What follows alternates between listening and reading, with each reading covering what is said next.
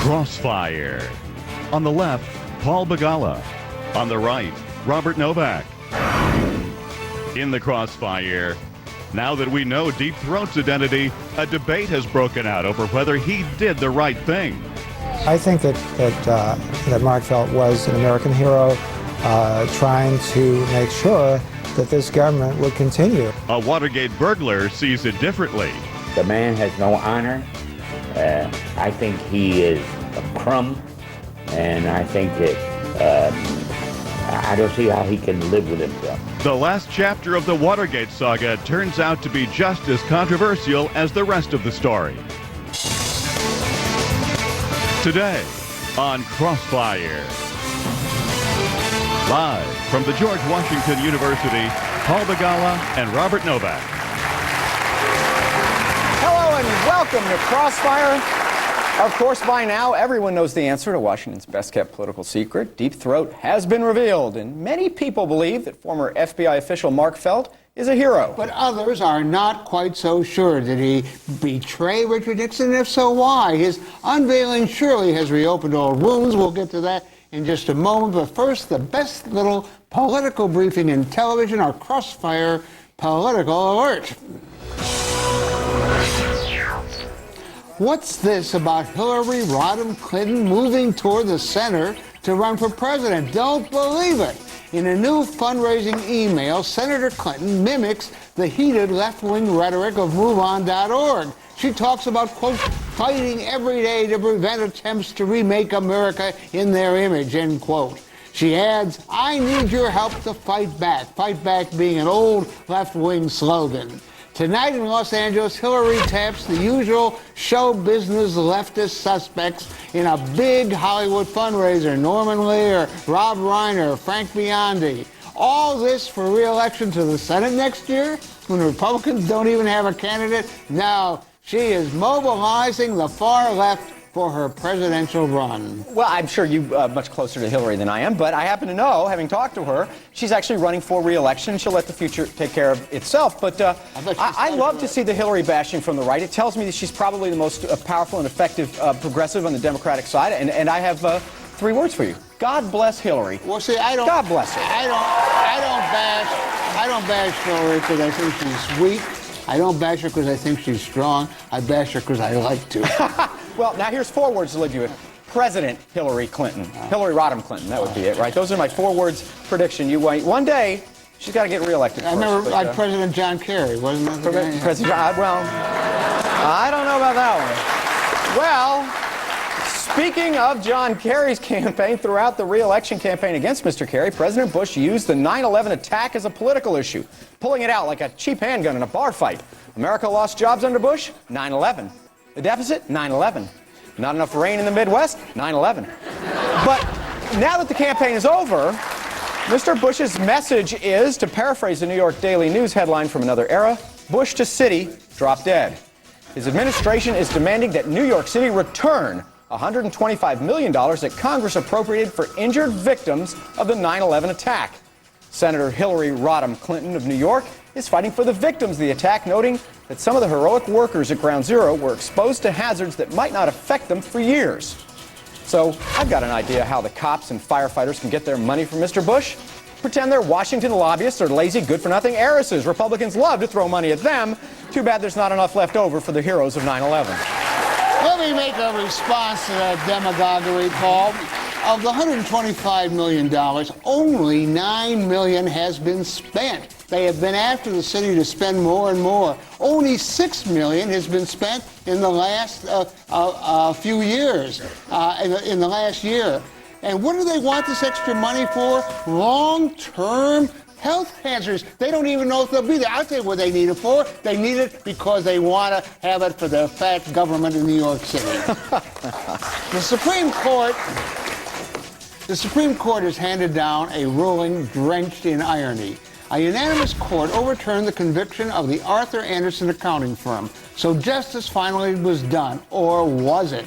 The government put Andersen out of business and deprived 20,000 employees of their jobs, all because they did routine destruction of documents. Arthur Andersen was ruined not because of corporate greed, but of prosecutorial excess. Its twin brother is regulatory excess, which may be eased now that overzealous William Donaldson has resigned as Securities and Exchange Commission chairman to be replaced by the sensible Congressman Chris Cox of California. Enough liberal colleagues are willing to destroy corporate America without a Republican administration joining them. Well, it is a shame that Mr. Donaldson is leaving. He is a Republican, but he seemed to be tough on corporate crime, and that's why the business lobbyists in Washington who control the Bush administration have forced him out. By the way, Congressman Cox, while a nice man, has taken $250,000 from the very industries he's now going to have to regulate. I guess Ken Lay was busy. They couldn't put him in charge, but it's the next best thing.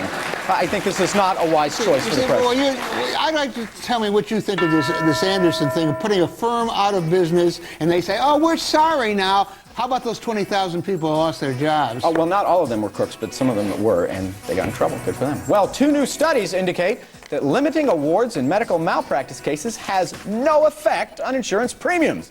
Back in January 16th of 2003, though, President Bush said the jury awards, quoting our president now, quote, drive up insurance costs, that's a fact, unquote. But like so much of what Mr. Bush says, it is not a fact, it is a fib. A study published in the academic journal Health Affairs and a second independent study by the Kaiser Family Foundation released this week found that jury awards have gone up only about 2% a year lately, while premiums have gone through the roof. Turns out that instead of limiting people's rights to compensation after they've been injured, it's a lot more effective to regulate the insurance companies. They're jacking up premiums. Don't hold your breath for Mr. Bush to take on big insurance companies, though. He'd rather beat up on injured patients and their attorneys. You know, that's the standard propaganda from the trial lawyers. I've heard it on the floor of the Senate floor of the House. I'm not going to quote the insurance companies. I'm going to quote the doctors, the AMA, who says that there are a dozen states where you're just not having any kind of medical service because of these high premiums. Several others are threatened. And just the threat of these lawsuits is driving up the premiums. You know, I would really, as we end up Crossfire, I hate you. I hate to see you. I don't hate you. I hate to see you because I respect you swallowing the trial. These were 2 independent studies. These were independent studies. Deep Throat finally revealed, is he a hero or something else? A debate has broken out over what Mark Felt did more than 30 years ago and helped bring down the Nixon presidency. We'll talk to 2 people who were there. Coming up next on Crossfire.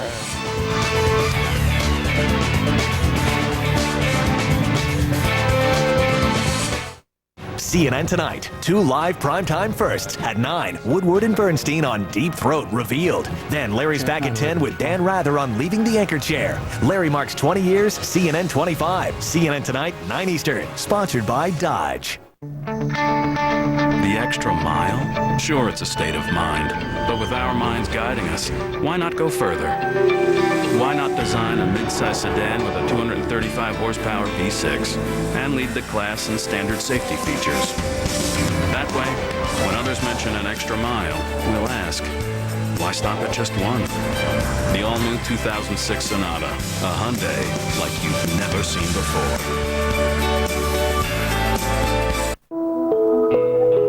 Open the windows.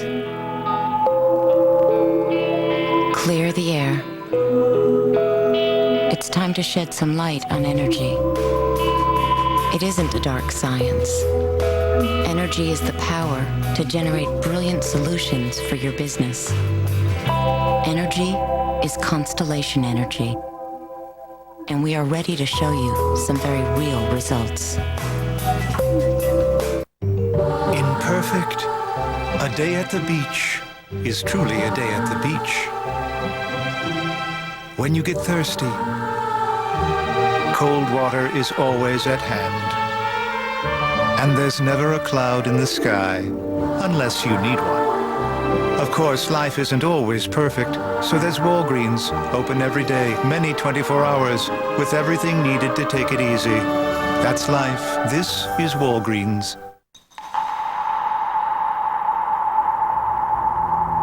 Wow.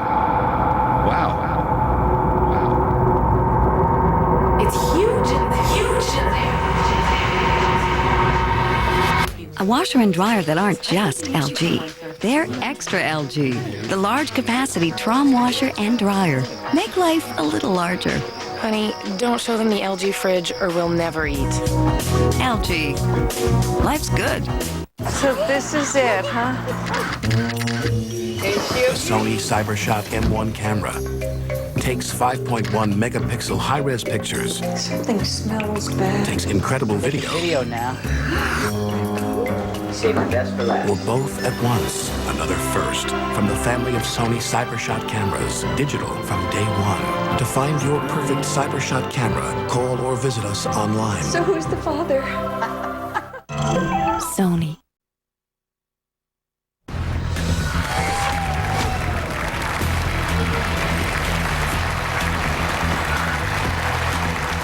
Welcome back to Crossfire. Deep Throat revealed. Now that we know the identity of Washington's most closely guarded secret source, another debate has broken out, that being, did that source, Mark Felt, do the right thing? In the Crossfire today, to debate it, David Keene. He is today the chairman of the American Conservative Union and a Washington powerhouse. He was, in that day, an aide to Vice President Spiro Agnew. And joining us from New York City, Congressman Charlie Rangel. He was then a member of the House Judiciary Committee that investigated President Nixon's criminality and impeachment hearings. He is now about to become the chairman of the House Ways and Means Committee when Democrats take back the Congress in the next election. Thank you both very much for joining us. Congressman Rangel, thanks for coming in. 6 years ago, Mark Felt was interviewed by Slate magazine and asked, was Deep Throat a hero? And this was his answer. He said, that's not my view at all. It would be contrary to my responsibility as a loyal employee of the FBI to leak information, end quote. So he not only was deceiving, he was plain out lying and deceptive. Is this a guy who really we should put a heroic standard on when he can't tell the truth and he really obfuscates on purpose? I don't think he can be elevated to the role as a hero, because everybody in the White House, the FBI, the CIA were trying to protect their backs, knowing that President Nixon was such a crook that when he came down, they didn't want to come down with him. But I can tell you this, as a result of us being in this war in Iraq, I wish we had a deep throat in the Pentagon. Well, Charlie Rangel, I want you to listen. I want you to listen to what our mutual friend Chuck Colson, who went to prison on Watergate and now is a born-again Christian, does a lot of good work. I want you to see what he says about Mark Felt and tell me what you think of it. Let's listen to Chuck Colson. To think that he was out going around in back alleys at night looking for flower pots, passing information to someone, it's just so demeaning. It's terribly disappointing. It's not the image of the professional FBI that you would expect. You agree with that, Charlie? I wish you wouldn't throw me a softball like that. Here the guy found Jesus, but he just got out of jail, and he's working for a crooked president that left the office in disgrace. I don't think everyone has clean hands in this whole thing, but you can't put down a guy that's saying that the nation deserved better than Richard Nixon. David King, first, good to see you again. The Washington Post, I think, did a great service in the way it covered Watergate, and in this week, in the way that it's kind of telling us about what had happened, particularly for younger people. Let me just read you one paragraph that the Post ran yesterday summarizing what exactly happened in Watergate. A secret investigative unit, the Post reports, was run from the White House, supported by the CIA and financed by campaign funds to spy on enemies and to break into a psychiatrist's office in a search for confidential files. 21 participants in what came to be known as the Watergate scandal, including the president's counsel, chief domestic advisor, attorney general, campaign finance director, pleaded guilty or were convicted of crimes documented by the FBI and brought to light with Felt's help. Massive criminality. Now, I know some conservatives who said Clinton was worse than Nixon. I know some liberals who say Bush is worse. This was a uniquely criminal enterprise, the Nixon White House, wasn't it? I hold no brief for Richard Nixon, but that's really not the question here. But he was a crook, and Felt blew the whistle on a crook, right? He did the same sorts of thing Mark Felt did. Mark Felt, after all, was indicted in 1978 and convicted in 1980 of authorizing illegal wiretaps and break-ins. So Felt was not up on a moral high horse. Felt was a criminal as well, but he was not our president. Well, let's look at the context of the times. Take Nixon out of this for a moment. I guess we take did. Nixon out of this and ask what was be going on. If this was some other case in which the number 2 man in the federal investigative agency was out to unhorse a political official by leaking raw data from federal investigatory materials, we would be outraged. What we have here, however, Paul, is the premier example of the ends justify the means. It's politically correct to hate Richard Nixon for good or ill reason, and because it's politically correct, he therefore should have been taken down, and anything that was done to take him down was therefore justified. In fact, let's look at the time. Mark Felt had various options. He was the number 2 man, and in fact, the operating head of the FBI. What's he going to do, call the police? Well, first of all, he could have gone to Mr. Gray, he could have resigned and gone to the Congress, by the process. Or he could have gone to Earl Silbert, the prosecutor at the time, who was straight, and the result might have been the same, but he would not have done what he did. If this was a communist country, we would be reporting on the organs of state security taking out the civilian government because they didn't like it. This was a turf battle. On that line, Congressman Rangel, G. Gordon Liddy, who is a smart lawyer who went to prison over Watergate, he said, let's say what he says that Mark Felt could have done. If he had evidence that a crime had been committed and there was some evidence as to who had committed it, he was duty-bound to convey that to the grand jury. That's what he should have done, rather than leak it selectively to a single news source. What he did was wrong, and he knew it was wrong. That's why he did not want to go public. Why couldn't he have gone to the grand jury? And that is sacrosanct testimony. Bob, they've given you the short end of the debate tonight. They've given you 2 convicts for you to ask me to respond to, and I have to agree that even Mark Felt was a convict. But, you know, it was all a part of the Nixon administration, so I don't know why anyone is surprised. Well, David, yeah, let me tease that out. You say, and You're saying the ends justify the means. No, I'm not. I'm saying that Mr. Liddy is wrong, and you are wrong when you say that he had other options, that he could have gone to the cops or to the president or to the head of the FBI because they were all corrupted. The attorney general wound up going to prison. The president's chief lawyer wound up going to prison. His boss at the FBI was destroying documents trying to cover up the crime at that time. Who could he have gone to? What's he going to call the cops? He could have done 3 things. 1, he could have resigned and gone to the Congress. Secondly, he could have gone to the prosecutor, Earl Silbert, who was straight, and gone to the grand jury. The result might have been the same. Nixon might have been brought down, might have happened a lot faster if he'd done that. The fact of the matter is that Mark, again, look at the times. One thing we know about the FBI from time immemorial is that it defends its own territory and its own turf. Boy, is that true? It's done it all through. Absolutely. Hoover has just died. For the first time, an outsider is brought in to be the director. They pass over Mark Felt, who admits he was outraged by the fact that he didn't get the job. Passed over him twice. He had been, and let's look at the times again. He had been the head of the inspection directorate at a time when, for example, the FBI allowed 4 innocent men in Boston to go to prison for a murder they knew they didn't commit. He was in line. He was right there at that time. And we're going to have to, I'm sorry to do this, we're going to have to take a break right now, but when we come back, we're going to ask our guests whether the lessons of Deep Throat and Watergate apply to today's scandals by today's politicians and some scandals involving the press. And the latest on that massive mudslide in Laguna Beach, California, Wolf Blitzer reports right after the break. Tear down this wall. Go and throttle up. Smoke billowing out of the tree. Defining moments. A CNN primetime event. Sunday night 8 Eastern. Sponsored by Johnson & Johnson. At Johnson & Johnson, we believe nursing is the essence of caring. Come on, you can do it. Just 30 seconds of Listerine.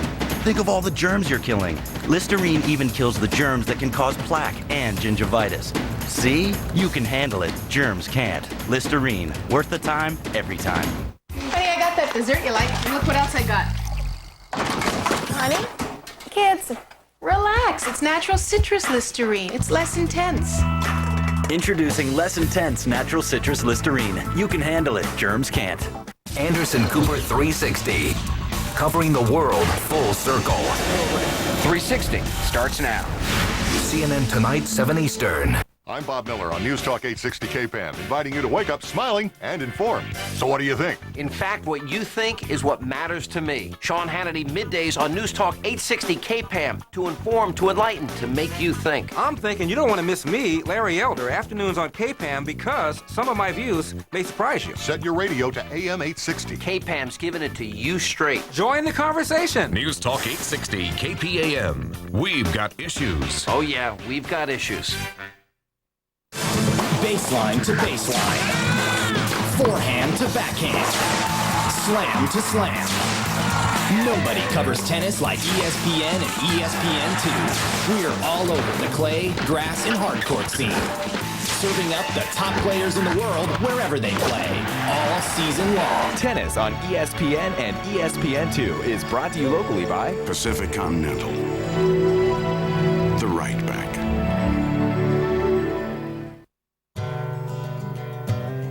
Parkinson's disease. Most people think it strikes just the elderly. But they are wrong. Someday it might affect your family. Someday it might affect you.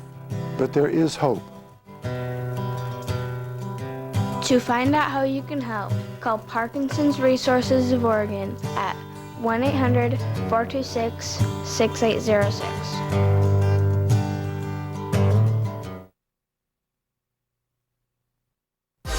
If you're looking for an entertaining, fun, and positive TV show, you've got to check out PD Exposed. Join Heather Frelia and myself, John Olson, as we continue to expose the people, places, and events that make the Northwest the place to be.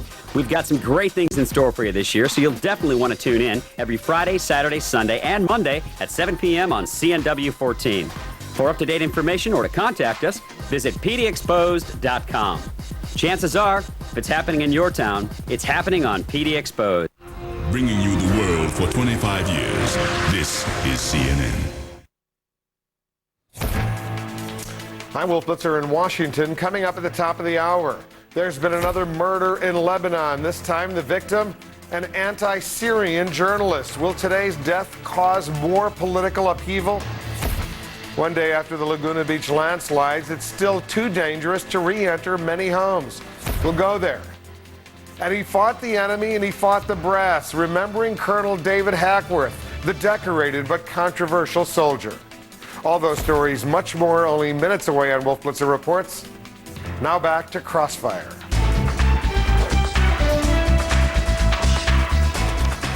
The revelation of Deep Throat's identity has raised a firestorm. Is former G-man Mark Felt a hero or a scoundrel? Even Felt reportedly wrestled with the morality of what he was doing as Deep Throat, and we're wrestling with it as well. Still in the crossfire, Congressman Charlie Rango of New York. He was a member of the House Judiciary Committee during the Nixon impeachment proceedings. He joins us from New York. And David Keene, chairman of the American Conservative Union, who was an aide to Nixon Vice President Spiro Agnew. David, let me fast forward the tape just a bit. You made the argument, and I think in a compelling way, that it's dangerous for law enforcement to take matters into their own hands, go outside of law enforcement, and leak to the press. I happen to agree with that point, because I saw it happen when Ken Starr was given absolute prosecutorial power over President Clinton and his aides, and he went and leaked to the press repeatedly. Where were you then? Why didn't the American Conservative Union stand up and say Ken Starr has run amok? Because he had. In each case, it's a question of whether it in fact happened. One thing we do know is that Mark Felt did it. That's a fact because he's admitted it. We don't know whether or not you're right. You don't think Starr Shop was leaking? Starr. You know, Washington leaks. They didn't leak to me. Believe me, they leaked repeatedly, and it was the same sort of subversion of the prosecutorial process. It's dangerous. He didn't have a case. In a free society, it is very dangerous because we invest law enforcement with certain power. Right. So Ken Starr's as big a bum as whether or not Nixon was guilty was irrelevant to the misuse of those powers. Whether Mark Felt is a sinner or a saint, it's not the point.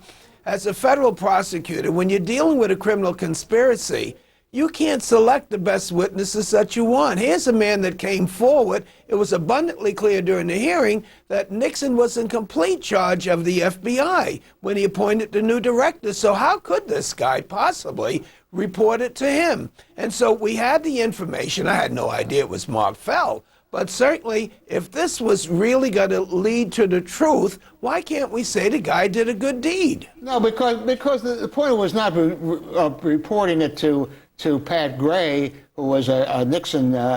He couldn't have gone to Pat Gray. No, but he could have gone to the prosecutor, Earl Silber, who was straight, or he could have gone. He could have gone to Charlie Rangel. He could have gone to the House Judiciary Committee. Charlie Rangel was on the enemies list by Hoover that was controlled by Nixon. The truth of the matter is, if this guy gave the evidence in order to get to the rest of them, you think you were less of an enemy? You were more of an enemy than Woodward and Bernstein?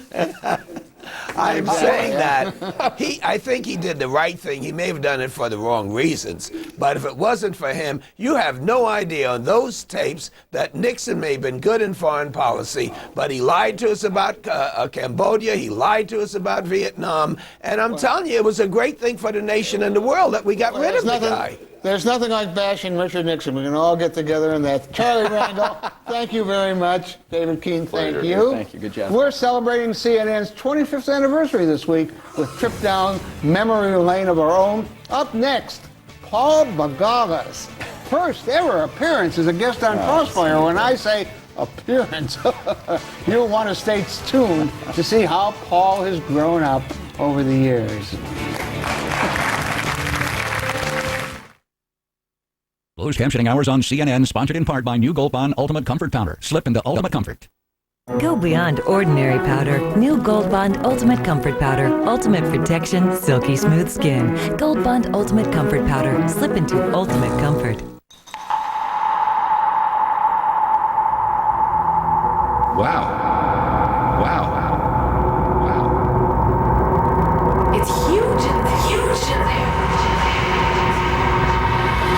A washer and dryer that aren't just LG. They're extra LG. The large capacity Trom washer and dryer. Make life a little larger.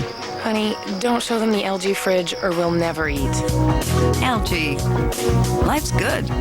James Dean and East of Eden. Buy it for the first time on DVD. And Rebel Without a Cause, both on a 2-disc special edition with compelling new bonus features. Look for all 3 of his legendary films in the James Dean collection. Buy it on DVD. Printer companies love telling us how to print better. Why don't they show us how to print less? Very complicated. One company will help you print less. Lexmark. See all the ways we can help you uncomplicated. Lexmark.com. How does the Merck Patient Assistance Program help people? Because of the program, I get the medication I need. The program? My doctor told me about it. You may be eligible for the Merck Patient Assistance Program if you don't have health insurance or a drug plan and are also unable to afford the Merck medicines your doctor prescribes. Your doctor can make the request. Because of the program, I get my medications free. For nearly 50 years, the Merck Patient Assistance Program has helped millions of people get the Merck medicines they need at absolutely no charge. If you're eligible, the Merck medicines you need can be delivered to your doctor or right to your home. The program sends the medications straight to my house. At Merck, we believe our medicines should be available to the people who need them. For more information, call 1-800-727-5400 or click on Merck.com. The Merck Patient Assistance Program. Merck, where patients come first. When banks compete for your home equity loan, a great offer is just a phone call away. At LendingTree.com, get up to 4 competing home equity offers in minutes and take advantage of extra low rates. Call now at 1-800-555-TREE. When banks compete, you win at LendingTree.com. When it comes to helping you refinance, some banks really go the distance. At LendingTree.com, get up to 4 competing offers in minutes and save up to $200 a month when you refinance.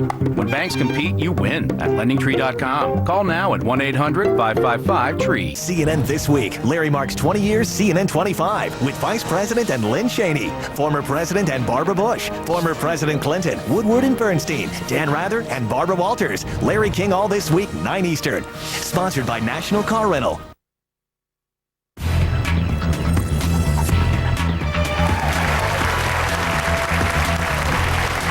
This week we've been celebrating CNN's 25th anniversary. Today, we look back on Paul Begala's first appearance on Crossfire, January 7, 1994. He was an advisor to the Clinton White House fielding questions by Crossfire host John Sununu about that pesky Arkansas land deal, Whitewater. The most important issue is to deal with the problem of perception that is damaging. Here we go. There we go. It is the a last real resort problem. of a scoundrel It is in not Washington. the last resort of a Perception. scoundrel. You have a real problem. And if you don't think you have a problem, you ought to read the front page of all the newspapers today. Yes, and but what I'm trying to tell you is there's no there there. That's why I'm here on this show tonight. I'm trying to explain to people that there's no there there. There's no allegation. People always start by saying, well, I'm not saying that the president did anything wrong. Put the papers on the table instead of hiding them under a subpoena Jim hide. Leach, you and I could argue for the rest of tonight whether... What makes you happier, that you're no longer a guest but a host, or that you got rid of that beard? You know, that beard I shaved in 1999, and I was on Don Imus's radio show. He asked me why, and I said, I figure somebody in the Clinton White House ought to come clean with the American people. Got me in a lot of trouble. From the left, I'm Paul Begala. That's it for Crossfire. Right, I'm Robert Novak. Join us tomorrow for our very special edition of Crossfire. Wolf Blitzer Reports starts right now.